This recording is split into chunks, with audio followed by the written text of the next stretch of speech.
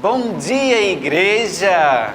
Bom dia! Bom dia para você que está em casa. Olha nós aqui mais uma vez juntos para estudar a palavra do Deus eterno, para estudar a palavra do Senhor, colocar no nosso coração. Espero que você tenha acordado com muita alegria, com a vontade de vencer o dia de hoje. Pode ter certeza que Deus vai fazer isso com você. Acredite! Louvado seja Deus. Então, espero que seu dia seja um dia muito abençoado por Deus. Toda vez que nós estudamos a palavra do Senhor, novas coisas é mudada na nossa vida, atitudes são diferentes, coisas são celestiais que Deus coloca na nossa vida através de estudar a sua palavra. Mas nesse momento eu convido você que está aí do outro lado e os nossos queridos irmãos que estão aqui na Escola de Profeta para que nós possamos falar com a majestade do céu. Vamos ajoelhar, vamos lá? Vamos, igreja? Querido bom Deus e eterno Pai, louvamos o Teu nome pela oportunidade de podermos estar diante do Teu trono de graça, Senhor.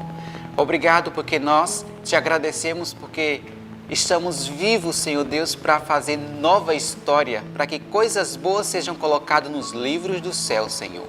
Queremos te agradecer pela oportunidade de mais uma vez estar aqui diante da Tua presença para glorificar o Teu nome, cantar, Senhor Deus, e que nós te pedimos a Tua presença nesse momento. Quero te entregar, Senhor Deus, cada um dos Teus filhos que tem acompanhado o ano bíblico, Pai de amor, que eles possam, em nome de Jesus, ser tocados pelo poder do Espírito Santo, que eles possam, Senhor Deus, se encher da Tua palavra, que eles nunca deixem de fazer o ano bíblico, meu Deus. Que esse ano bíblico possa fazer parte da sua história até Jesus voltar, Senhor.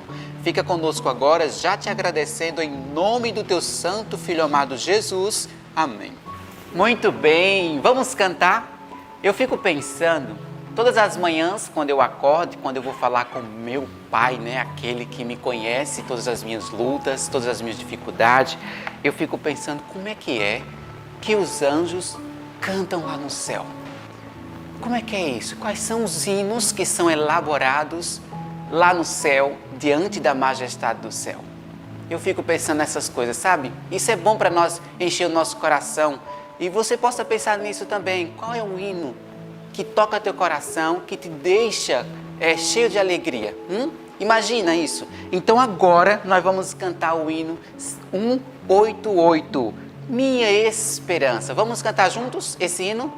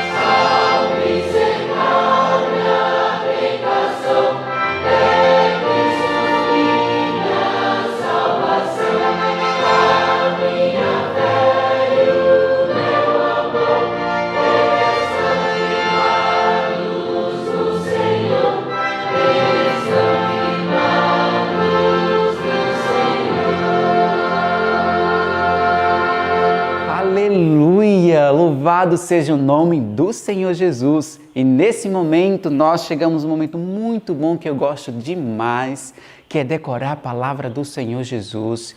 E o texto ele é muito lindo, diz, porque a nossa leve e momentânea tribulação produz para nós um peso eterno de glória muito excelente. Que texto fantástico, né? Então eu convido você agora nesse momento para que eu e você possamos decorar o texto que se encontra lá em 2 Coríntios 4, 17 e 18. Vamos lá junto? Vamos lá, igreja? 1, 2, 3. 2 Coríntios 4, 17 e 18.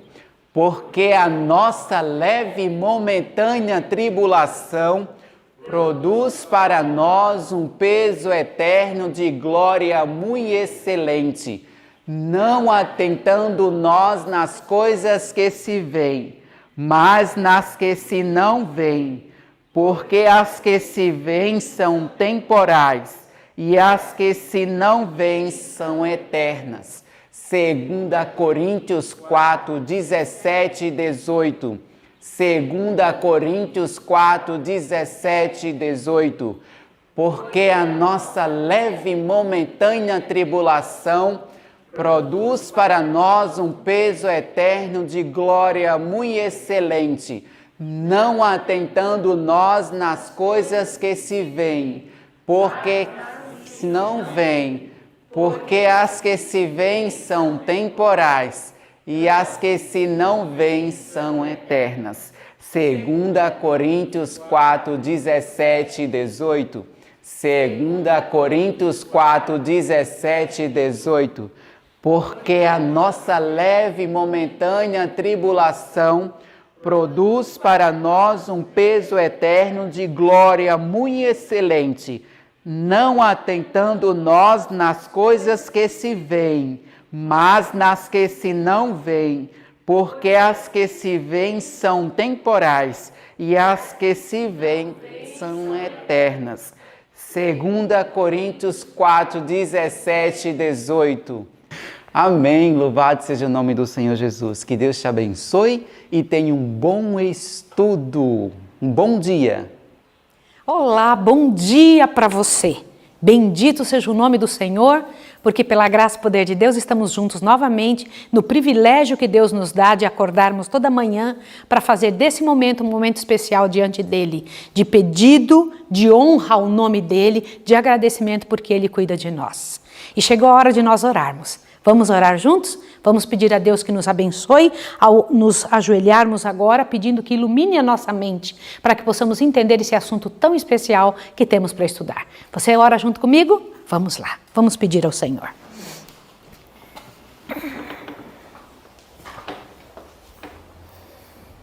Santo Deus e amado Pai, temos uma multidão de pessoas, Pai Santo, que dependem, Pai de amor, da Tua misericórdia, da Tua mão sobre elas, e uma multidão de gente que nem tem ideia que precisam de Ti. E nós queremos Te pedir agora, Senhor, que na Tua misericórdia nos ensine isso, fale conosco, trabalhe conosco, ajuda-nos a alcançar as pessoas assim que formos alcançados e ajuda-nos, Pai Santo, a espalhar essa mensagem para as outras pessoas também. Amém. Te pedimos a unção do Teu Santo Espírito nesse momento tão especial, em nome de Jesus. Amém, Senhor. Amém. Muito bem, bom dia, Escola de Profetas. Bom dia. Amém. Nós estamos numa época muito interessante aqui na escola. Estamos com alunos novos. Vocês vão conhecê-los daqui uns dias, porque eles mesmos vão passar o ano bíblico para você. Nós estamos nos especializando em fazer do ano bíblico uma marca registrada dessa escola. Deus pediu que todo adventista estudasse o ano bíblico. Essa é uma orientação de Deus, não por um tempo, não só uma vez, mas enquanto durar essa terra. E chegamos agora ao momento de estudar esse livro. Aqui está o Parábolas de Jesus. Terminamos ontem o livro Desejado de Todas as Nações e agora estamos começando o livro Parábolas de Jesus. E é algo muito especial de Deus para nós. Que privilégio que nós temos de fazer deste momento um momento de estudo daquilo que Jesus falava entre nós. Deixa eu comentar um detalhe com você. Conhecer a Deus, entender Deus ou como Ele explicava, como é que era o jeito que Deus falava ou explicava, ou se expunha, ou detalhava algum assunto. Como? Como ele fazia? Abra sua Bíblia comigo em Romanos capítulo 1. Por favor, porque você precisa entender um negócio interessante. Pega lá a sua Bíblia. Você precisa da sua Bíblia junto com você. Queridos irmãos, além de um abraço grande que eu entrego para vocês, eu queria deixar na sua casa a certeza de que não somente ouça esse estudo. Pegue a Bíblia e vá ver se é verdade o que eu estou dizendo. Peça a Deus para que seja gravado no coração cada mensagem, cada palavra, cada sermão que você ouve. Romanos capítulo 1 nos traz uma informação muito interessante. O que diz aqui em Romanos capítulo 1, do verso 18 em diante? É algo muito surpreendente. O que diz? Diz assim: do céu se manifesta a ira de Deus sobre toda a impiedade e injustiça dos homens que detêm a verdade pela injustiça. Visto que o que de Deus se pode conhecer, neles se manifesta porque Deus lhe manifestou. Como assim? Peraí. O que o Senhor Deus está dizendo aqui? Ele disse que Ele mesmo fala com as pessoas? Você quer ver mais? Veja o verso 20. Pois os atributos invisíveis de Deus, desde a criação do mundo, tanto o seu eterno poder como a sua divindade, se entendem e claramente se veem pelas coisas criadas, de modo que eles são indesculpáveis. Peraí, como é que é? O que você acabou de ler? Que o Senhor Deus usa a natureza, as coisas que foram criadas para falar com os seres humanos, de maneira não assim subjetiva, de maneira clara. Aqui diz que claramente os fatos de Deus se ouve e se entende de maneira que as pessoas são indesculpáveis. Quantos? Às vezes a verdade não chegou no certo local, mas quem já falou com aquelas pessoas? O que diz aqui o texto? A natureza. O próprio Deus fala através da natureza. Vocês entendem isso ou não? Sim. Mas diz que os atributos de Deus são conhecidos, irmão Davi. Aqui diz que são os atributos do Senhor que são entendidos de forma clara. O que isso te leva a pensar? Não existe ser humano inocente na terra. O Salmo 19 fala, né? Os céus Sim. proclamam a glória de Deus. Os céus proclamam a glória de Deus. Perfeito, Raquel. Os céus proclamam a glória de Deus e o firmamento anuncia as obras de suas mãos. Não tem jeito. Diz que um dia faz declaração ao outro dia. Essa é uma realidade. Portanto, agora veja, desce o Senhor da glória, majestade do céu e vem viver entre nós. E precisava alcançar seres humanos, falar com eles. De que jeito que Jesus o fez? Qual foi o método que ele usou? A natureza. Isso mesmo, Deizinha, a natureza. Ele fez uso do que ele mesmo tinha criado e que sabia tanto, para poder falar aos seres humanos. Esse é o prefácio do livro Parábolas de Jesus. Acabamos de falar do prefácio. Mas o primeiro capítulo diz assim, do natural para o espiritual. Do natural para o espiritual. O ensino mais eficaz. Qual é a maneira mais eficaz de ensinar? Qual é o jeito melhor de ensinar? Gente, deixa eu comentar uma coisa com vocês. Os pais, eles costumam fazer assim. Eles chamam os filhos e eles usam aquilo que a sociedade comenta como sendo um bom currículo para que eles se tornem poderosos e capazes. Qual é o bom currículo? Deixa eu ver se Harvard eu consigo colocar meu filho lá. No Brasil, a USP e etc. Você pode dar um monte de nome, né? Para várias universidades no mundo que são consideradas top de linha. Mas diante de Deus, qual é o tipo de educação que Deus espera? O método de ensino que Deus chama de eficaz? Quais livros ele manda serem lidos? Quais compêndios ele diz que são necessários para que alguém se torne sábio e preparado para toda boa obra? Irmão, olha o que eu estou lhe falando. Eu estou lhe dizendo que o livro Parábolas de Jesus, juntamente com a Bíblia, nos dá uma indicação de como tornar nossos filhos sábios, de como tornar nossa mente brilhante e capaz. Por que algumas pessoas, elas acabam chegando na vida acabrunhadas e destruídas, chega uma certa idade que você não consegue tirar delas 100 gramas de alguma coisa? Por quê? O que acontece? O Senhor Deus pensava que deveria ser assim a humanidade? Era desse jeito que os seres humanos deveriam ser? Ou eles deveriam ir crescendo em conhecimento e se tornar sempre muito úteis? Sempre muito úteis, muito bem, Beatriz. Esse era o desejo do Senhor. Mas e por que isso não acontece? Por que hoje em dia a gente vê pessoas caladas, quietinhas, dando espaço para outras, não querendo conversar muito, se tornam ali alguma coisa errada na nossa maneira de entender como é que Deus gostaria que compreendêssemos as coisas.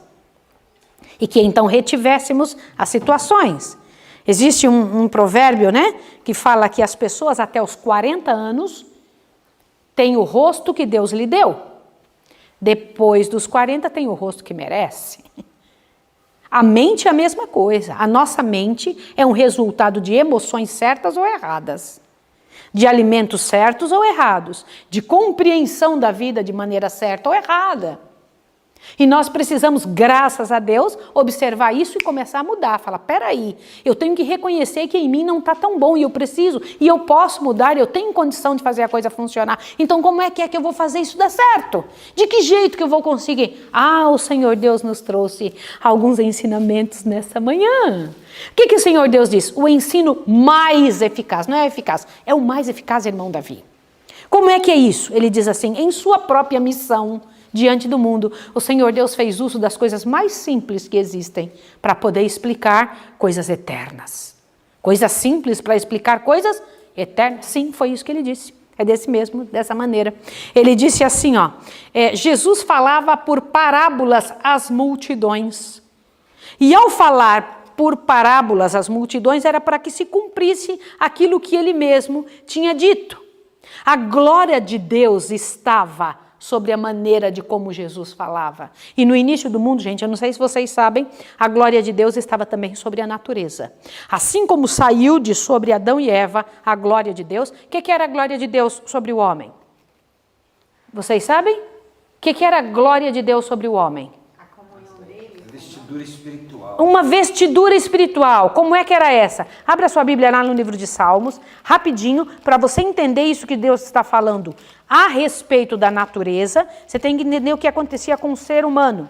Salmo, olha lá, abre bem rapidinho no Salmo 104. No Salmo 104, o Senhor Deus diz do que o homem era revestido e que perdeu no dia em que ele pecou. A mesma coisa a natureza, tá bem? Salmo 104, abre aí na sua casa. Vamos lá? Eu preciso que você me ajude a fazer isso funcionar. Se você não ler na Bíblia, você vai ter um nível de conhecimento. Agora, se você ler, expande muito, tá bom? Por isso que é tão importante. Salmo 104 diz assim, bendize, ó minha alma, ao Senhor. Ó Senhor Deus meu, tu és magnificentíssimo. Estás vestido de glória e de majestade. Ele se cobre de luz como de um vestido e estende os céus como uma cortina. Peraí, qual é a cobertura do corpo de Deus? Luz, né? Glória e luz, não é isso? Ele se cobre com luz como de um vestido. Todos os seres que ele criou tinham esse tipo de vestidura. O tecido da roupa deles é isso. Adão e Eva possuíam isso. E quando o Senhor Deus chega no jardim do Éden após o pecado, teve que cobri-los porque eles estavam sem aquele brilho. Foi desta roupa que eles se sentiram nus. Entenderam? Sim. Foi deste tipo de roupa. E a natureza também era coberta por este brilho. Olha o que diz aqui, eu vou ler um pedacinho para você ver. A sabedoria falava aos olhos e era acolhida no coração, pois eles comungavam com Deus pelas obras criadas. Logo que o santo par transgrediu a lei de Deus, o resplendor da face de Deus desapareceu da face da natureza. Não foi só de Adão e Eva. Vocês sabiam que havia um brilho? A senhora White disse que ao visitar o céu, visitar os outros mundos, ela disse que nenhuma árvore do céu é igual a essa que está aqui. Nenhuma. Ela disse que as árvores não são tortas e feias, que as árvores são majestosas, parecem pétreas, parecem de pedra. Que as folhas são lindas, de um brilho exuberante. A grama, ela disse que a relva balança para lá e para cá, de uma maneira tão poderosa que ela pensa estar vendo pedaços de ouro na grama. Imagine isso, não consigo nem imaginar. Diz que as frutas do céu, as coisas do céu são maravilhosas. Gente, é a glória de Deus na natureza, compreende? Que ainda existe lá, mas aqui foi perdido. Quando Jesus veio, chamava a atenção dos seres humanos para ainda a beleza que sobrou. Quando ele chegava para uma criança, para falar das coisas de Deus, diz que o Senhor Jesus pegava uma criança no colo e colhia um lírio e dava na mão dela e dizia: observai os lírios do campo, que não semeiam nem colhem. No entanto, e ele não falava só para a criança, mas ele usava a criança e o lírio para chamar a atenção do resto todo que estava ouvindo também. E dizia: não semeiam nem colhem. No entanto, nem mesmo Salomão com toda a sua glória se vestiu como um desses. Vocês acham que tinha como esquecer esse ensinamento? Não tinha mais. As pessoas viam Jesus pegando uma criança e tendo esse comportamento. Eu acho isso deve ser maravilhoso. Imaginem, é claro que a gente, quando lê essa parte da Bíblia, a gente pensa assim: nossa, que bonito. Mas quando a gente tenta ver por essa descrição que a senhora White faz, parece que cresce dentro da nossa mente a ideia, né? Era muito bonito. E diz que ele também, aquelas palavras do Sermão da Montanha, que estão em Mateus capítulo 5, quando ele falava estas palavras, né, foram dirigidas a outras pessoas, além de crianças e de jovens, né? Eram dirigidas a toda a multidão. E ali ele tinha mulheres, homens velhos, homens novos, tinha de todas as idades, e quando ele falava com estas pessoas, ele ia lendo no rosto se a pessoa estava entendendo. Gente, eu acho isso maravilhoso. Vou dizer uma coisa para vocês. Nós somos alunos, não somos? Sim. Temos a responsabilidade de pegar uma Bíblia e vir pregar para diferentes pessoas. Qual deve ser o método? Olha o método de Jesus. Diz que ele ficava olhando para ver se a pessoa, no rosto dela, ele entendia se ela tinha compreendido ou não. Aí ele reforçava aquela lição para aquela pessoa que ele percebia que estava talvez não compreendendo tanto. Não é interessante? Agora veja. Imagina se eu chegasse aqui e falasse: vamos abrir a Bíblia agora no Mateus 11. Já começa a se ler antes de esperar você abrir. O que ia acontecer? A sua mente não ia acompanhar o que eu estaria falando. Como é interessante a gente, ao trabalhar, ter o método correto. Qual era o método? O método mais eficaz. E então Jesus pegava e falava bem assim, ó. Olhava para eles e via que eles estavam com o rostinho magoado, outro estava encabrunhado num canto, outro estava ali meio aéreo. Aí ele falava assim: vem cá, não andeis ansiosos com coisa alguma. E aí a pessoa enchia o coração. Como assim? Não andeis ansiosos com coisa alguma.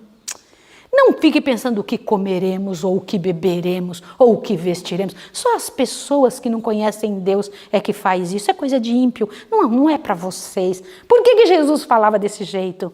Porque ele lia que as pessoas precisavam desta afirmação para fortificar a confiança em Deus. Outro detalhe interessante que Jesus fazia: palavras simples. Vou dizer uma coisa para vocês. Erudição demais me mostra que a pessoa ou quer esconder alguma coisa ou está tentando se exibir. Palavras simples. As pessoas que falam para mim: eu não sei falar, eu falei: tudo bem, eu também não. Então vamos junto aí, vamos ficar conversando sobre as coisas simples. Diz que Jesus usava palavras simples para falar com as pessoas. E diz que o grande e poderoso compreendia e o simples e inculto também. Amém. Essa é a maneira correta, palavras simples. Ele só tentava impressionar com a verdade o coração, tá bom? Ele relacionava seus ensinos com as cenas comuns da vida.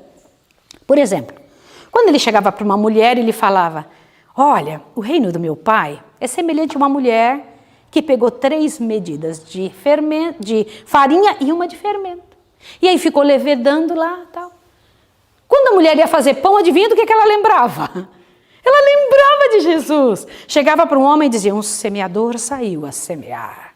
E este homem era um semeador. Ele era um homem do campo. Quando ele ia semear, ele lembrava do quê? O reino do meu pai, ou o jeito que ele falou. As palavras ficavam na vida da pessoa, porque eram palavras simples do cotidiano das pessoas, era o que elas conheciam. Não é legal? Quando as pessoas olhavam os objetos que haviam sido ilustrados, eles vinham à lembrança, as boas palavras do mestre. Outro detalhe, como é que ele fazia? Com simpatia e ternura. Eu queria que vocês me falassem o que é isso. Me expliquem o que é simpatia e ternura. É com vocês agora, alunos. Ele repreendia, né? Mas era aquilo era tão assim, uma coisa tão espontânea, tão carinhosa, que as pessoas não ficavam ofendidas, né? Sim. Hoje à tarde nós vamos estudar o que é ser ofendido. É uma das coisas que vamos estudar. Mas o que é simpatia e ternura? Ele era agradável. Era agradável. As pessoas sentiam vontade de estar perto dele. Sim, excelente. É isso mesmo, isso era o resultado da simpatia dele. Mas o que é simpatia? O que é ternura? O que é isso? Meiguice, uma linguagem com o tom certo, com as coisas de dentro do coração aparecendo mesmo para falar aquilo. Sim ou não? Sim. Porque o Senhor Jesus disse com toda firmeza também para o pessoal sair de dentro, né? Quando ele limpou o templo 2 vezes. Sim ou não? Sim. Pensem. Quem foi? Olha o que eu vou perguntar para vocês. Quem foi que destruiu Sodoma e Gomorra? Com o que mesmo? Mas fogo e enxofre, do mais duro que tinha. Mas por que Deus também sabe fazer isso? Por que ele sabe fazer isso? Porque ele é amor e é fogo consumidor. É amor e é fogo consumidor. Ele é amor e justiça. Sim, sim. Ele diz que com o bondoso, ele é bondoso, mas com o errado ele se torna implacável. O que é implacável? Não muda nem para a direita, nem para a esquerda. Mas o que é simpatia e ternura? Se colocar no lugar do outro. Também é um jeitinho, é uma maneira, é uma forma de alcançar aquele coração, de ir naquela pessoa, de fazer a coisa. E vocês sabem, né, que Jesus andava perseguido todo o tempo, né? Tinha uma multidão que vinha só para olhar, para ver o que ele errava. Vocês já viram essas pessoas terríveis, difíceis, desagradáveis, que ficam só esperando? Se procurar, em seres humanos, se procurar muito, vai achar muitos defeitos. Mas se procurar pouco, até acha pouco. Mas vai encontrar defeitos, sim ou não? Sim. Sim. Mas em Jesus achariam defeito? Não. Aí o que Jesus fazia? Muitas vezes ele falou por parábolas, não só para ensinar o povo, mas para alguns não entenderem. Vocês sabiam disso ou não? Por que ele fazia isso? Tinha uns que estavam com o coração tão ruim, que ele falava algumas coisas, e aí eu pensei, mas o que ele está falando mesmo? Do que ele está falando? Só quem entendia. As pessoas simples que estavam com o coração pronto para ouvir. Eu acho muito interessante isso. Que técnica boa. Por isso que às vezes ele falava assim, vendo, não vão ver. E ouvindo, não vão entender. Por isso ele falou isso, né? Agora, uma coisa interessante. Vocês sabiam que Jesus não satisfazia a curiosidade, a mera curiosidade das pessoas que ouviam ele? Vocês sabiam disso? Que se apertavam Jesus em alguma coisa, ele se calava. Por quê? Porque ele não queria parecer um grande mestre, sábio, conhecedor e não sei o quê. E ele percebia quando alguém estava dando um pito. Eu lembro de uma coisa aqui. Ai, gente, nós temos um professor que vem todo ano dar aula para os alunos. 100% do tempo ele tem vindo durante todos esses anos, pastor Ivanaldo. E ele dá aulas muito sérias, né? Doutrina de Cristo, é ele que dá. Ele dá aula da doutrina do pecado, quem é o Espírito Santo, natureza de Jesus. Ele dá só essas aulas assim que são um tremendo uma interrogação. E eu me lembro que um aluno sentou na frente e começou a falar com o pastor Ivanaldo, fazendo perguntas que ele queria colocar o pastor Ivanaldo na parede. O pastor Ivanaldo não respondia nenhuma. E continuava a aula, e eu sentada atrás estava agoniada, né? Falei, puxa, que menino deselegante, não sei o quê, com o nosso velhinho, o pastor Ivanaldo é tão cuidadoso. Sabe o que aconteceu? No final, o pastor Ivanaldo, eu sei porque você fez tais perguntas. Aí foi falando, o menino ficou muito sem graça. Você sabia que muitos faziam isso com Jesus? Não disse coisa alguma para satisfazer a curiosidade ou a ambição dos homens, abrindo portas à grandeza humana. Perceberam? Nenhuma vez. Cristo não tratava de teorias abstratas, mas daquilo que é essencial ao desenvolvimento do caráter. Então ele entendia que aquela pessoa estava perguntando para se aparecer, para dizer que sabia muito. Para humilhá-lo, para fazer de conta que ele não entendia o que era aquilo, mas que ele sabia. Aí o que acontecia? Jesus simplesmente deixava passar. Houveram horas, Deise, que Deus... Olha, Jesus era muito... Quem sou eu para dizer que Jesus era muito inteligente? Jesus era o ápice de tudo que é bom. Mas uma vez, chegaram 2 homens para Jesus e falaram assim, uma comitiva, tu és mesmo aquele ou devemos esperar outro? Jesus não respondeu uma palavra. Presta atenção nessa. Continua andando, trabalhando, curando as pessoas, dando comida aqui, lavando uma pessoa, limpando, e passou. Aí os rapazes chegaram de novo. Tu és mesmo aquele ou devemos esperar outro? Dava a impressão de uma aparente indiferença. No final do dia ele pegou e falou assim: os cegos vêm, os mudos falam, os coxos andam. Vem e vê. O que ele estava querendo dizer para os homens? Veja você mesmo. Veja você mesmo. Você que tem que dizer se é ou não. Eu não tenho que fazer propaganda de mim. Não é interessante isso? Eu acho um nível muito bom, né? Então Jesus não falava de teorias abstratas, não ficava discutindo quantos demônios cabem na ponta de uma agulha, tal, não sei o que. Jesus tinha, é necessário levar um alforje ou não é necessário? Ele não ficava atrás dessas conversas. Jesus tinha um outro trabalho, uma outra ação. E ele fazia acontecer de verdade. E outra coisa, vocês sabiam que Jesus tinha pessoas especiais, representantes peculiares deles? Sabia ou não? Abre seu ouvido. Olha aqui, ó. Quando o Senhor educava os filhos de Israel para se tornarem seus representantes peculiares, como assim representantes peculiares? Deus ama o mundo inteiro, mas ele tinha um grupo que eram os seus representantes peculiares? Tinha ou não? Continua. Deu-lhes moradia entre as colinas e vales. Onde ele mandou eles morarem? Esses que eram para ser educados de forma melhor. Nas montanhas. Sabe o que ele mandou eles lerem?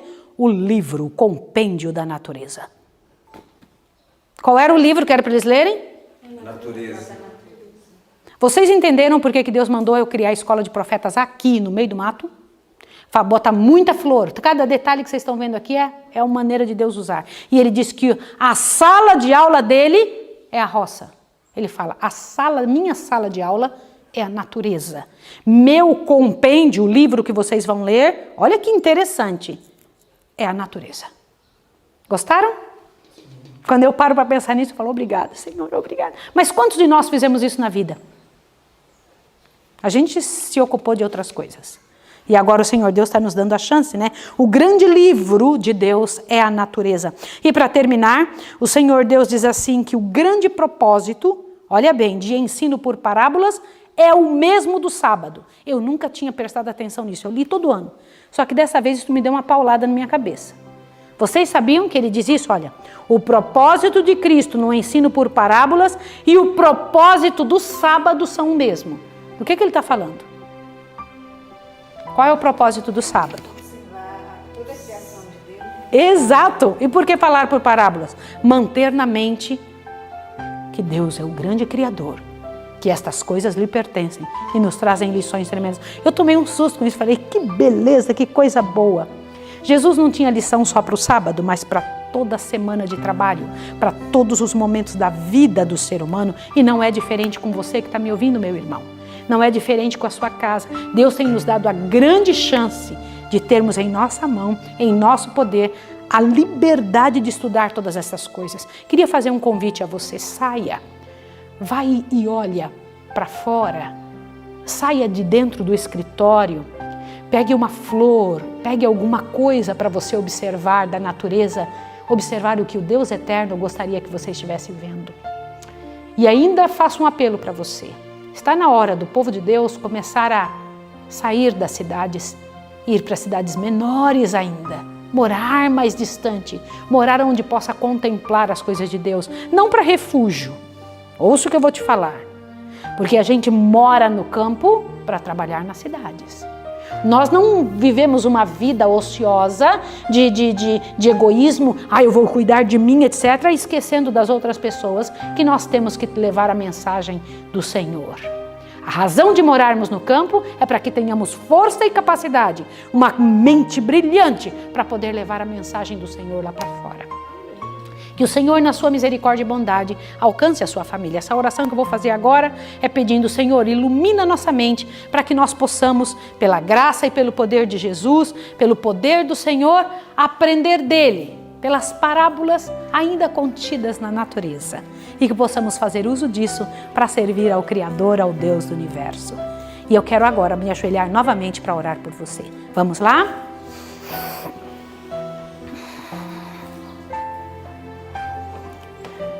Pai Santo, eu tenho certeza que durante o milênio nós vamos ter a chance de ver estas cenas de Jesus pregando nos montes, usando a natureza para explicar as verdades eternas. Porque vamos ter que estudar todas as vidas, Pai, durante o milênio, e vai passar na nossa frente como um grande telão todas essas verdades. Então, Pai Santo, bendito seja o Teu nome. Eu quero Te agradecer por deixar registradas estas verdades, e sabemos do Senhor só o que o Senhor quis revelar. O Senhor quis, então nós temos um pouquinho do que o Senhor é. Ajuda-nos a estudar o que o Senhor é. E que agora, ao estudarmos o livro Parábolas de Jesus, sejamos, Pai de amor, marcados pelos ensinos de Cristo, de forma como Jesus marcava a vida daquelas pessoas em sua época. Em nome de Jesus nós nos entregamos. Amém, Senhor. Amém. Então, que Deus abençoe você e te dê um excelente dia. E até amanhã.